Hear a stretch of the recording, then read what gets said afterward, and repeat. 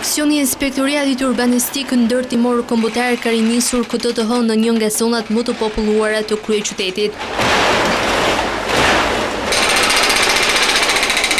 Në rrugën Xhelit Lagjën Alidemi me Unazën janë prishur 30 objekte, kryesisht shtesa pallatesh, lokale e dyqane. Aksioni ka përfshirë të dy anët e rrugës, ndërkohë që në total numri i objekteve që do të rafshohen arrin në 600, por disa nga pronarët e këtyre ndërtesave nuk i ka lajmëruar në kohë. Të shtunë më tha vetëm që do prishen dhe ato që janë në proces legalizimi, por nuk na njoftuan datën se kur do fillojnë prishjet.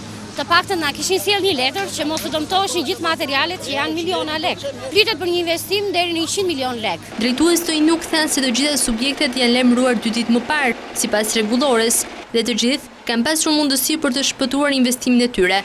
Aksioni në vijim do të jetë në rrugën Don Bosco dhe në rrugën Bardhyl, ndërsa zona e bllokut do të jetë një ndër të fundit ku do të ndërhyet. Për prishjet në kryeqytet ka reaguar edhe kryeministri Rama. Në një postim në Twitter, ai nënvizon: "Vijon në Tiranë shkulja e xibanëve që mbin kudo nëpër trotuare e në mes të rrugëve të braktisura nga bashkia."